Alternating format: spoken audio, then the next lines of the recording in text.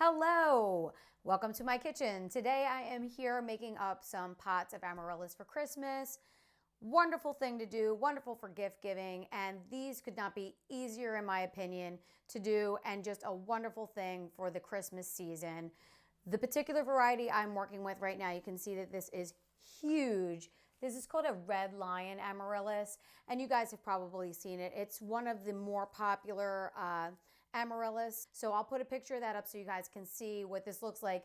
This particular amaryllis takes from 7 to 9 weeks to bloom, long time. So I might be catching this more in the January time period, which is totally okay by me. I actually like to see these blooming up in January. It kind of cheers me up at a time when the holidays have passed and we need to look forward to something else pretty, and here comes the amaryllis. So I have one started here, and just to let you guys know what I do and my methods for planting amaryllis. I first start out with my Espoma Organic potting mix. Love my Espoma Organic. You guys know I use that out in the garden as well. Okay, so first what I did was I filled this pot up to a level where I could seat my bulb and have the neck of the bulb kind of lining up with the rim of the pot. So once I did that and placed the bulb in, I just went along and I packed some more soil in. You can see just along the top, not too much. Amaryllis do not want to be wet in the neck or in where the stem grows. Any of this area, they do not want the moisture. The bulb could rot. It could ruin your entire arrangement, so definitely keep the moisture under control with the amaryllis. Until you see the bloom stalk start to appear and emerge, then that's when you want to water it a little more frequently. But again, these things don't want to drown. This pot has proper drainage. Make sure that about the top ½ inch is on the drier side before you give this another water. Nice sunny location for the amaryllis as well. So what I'm going to do with this one is you can top dress these or not with anything that you'd like, really. Any kind of dried moss or preserved moss or little pine cones, anything like that, just to kind of hide and mask the soil. So what I'm going to do is I ordered some moss. I have actually some moss growing outside in actually right on the other side of this window, there's a paver pathway. And it's fairly shaded over there. So we get some nice moss growing in between the pavers there. But rather than go out and try and forage enough of it to do this arrangement with, I just took the easy way out and I bought some moss on Amazon. So this is live moss. Moss requires quite a bit of water. So you want to make sure that this is not interfering with the growth of your amaryllis or causing any kind of rot or too much moisture. So I'm going to keep a watchful eye on this, but I'm pretty sure it'll be okay. I've used moss in the past with really no issue.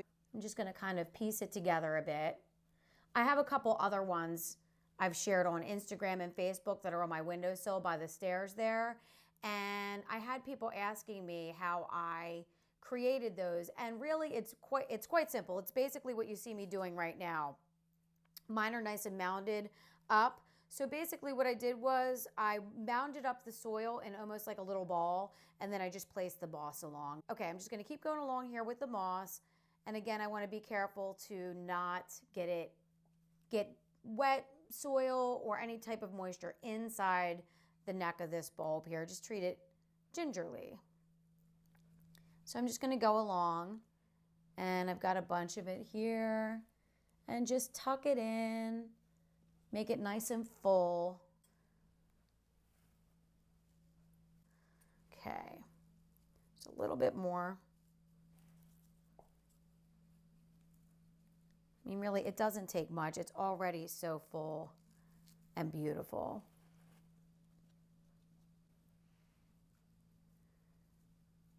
Oh, I just think it looks so pretty.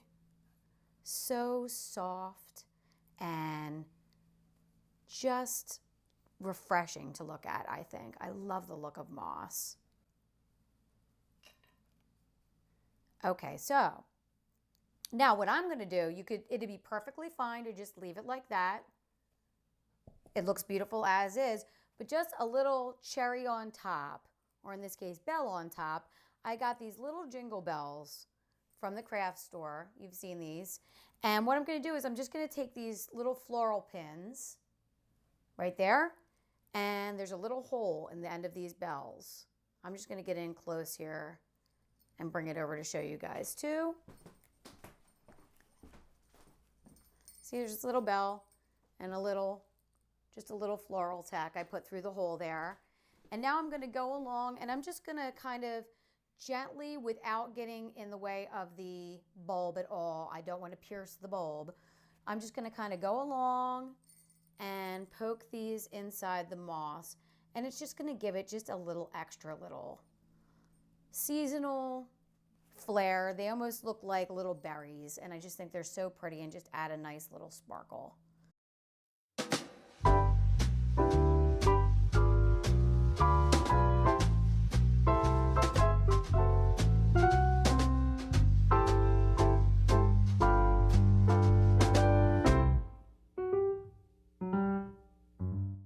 And one more.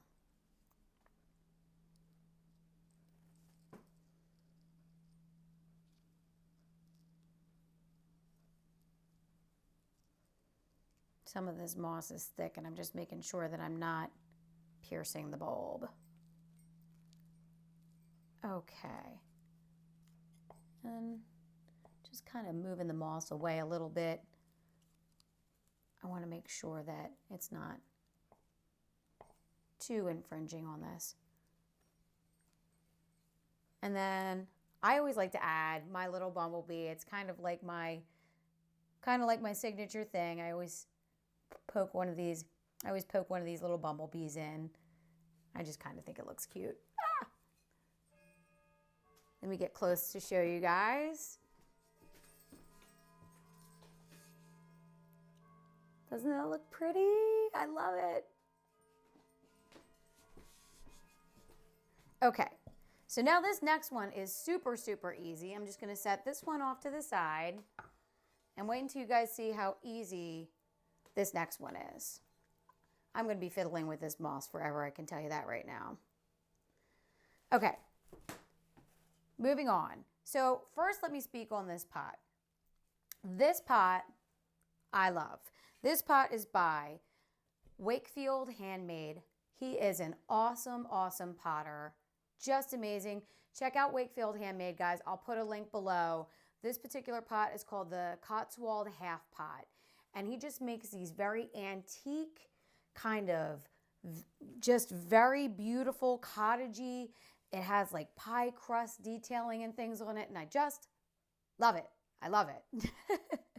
So Wakefield Handmade, Cotswold pot, gotta have it. So anyway, this is going to be the centerpiece on our dining room table. So that's why I chose this very special pot that I love. And I'm just going to use one of the red lions. These are huge bulbs and they put out multiple blooms. But when you see what I put on top and how easy it is, it just worked out perfectly. Okay, so once again, I'm going to put the bulb in and get it so that the roots are nice and down in there. And then you want the neck of the bulb and where the stem is going to come out to be about level with the lip of your pot. And then you just kind of pack the soil around a bit. I could probably add a little bit more, and I think I might. Maybe. No, I actually think it looks okay. I had this pre-filled just so I didn't get nervous and have to go dumping soil around on the video. That's the truth. I pre-filled this because I didn't want to dump soil all over the place during this nice Christmassy video. So here we go. All right, really, that is it. You just really want to put it in. The purpose of the soil is to make sure that the bulb, because you know they get really tall and really heavy with the blooms, so it doesn't tip over. This is just kind of anchoring it in and keeping that from happening. So super simple, super easy. Here we go. I got this beautiful 12-inch berry and evergreen wreath with little pine cones. And then it just nestles and fits like a glove right on top of this pot. And I just love it. It's as easy as that, really. I mean, you can go along the edges here and fluff up the berries and fluff up the greenery, or, you know, bend them down or up, or in any which way you want. But it just adds that little extra touch, and it's so easy. I mean, you find any type of wreath that you like, but I just love the way this looked. And I love how easy it was to create as well. And what I'm going to do here is I'm just going to clean up a little bit. I'm going to place them here, and then I'm going to show you guys a close-up of what they look like. I'm so excited.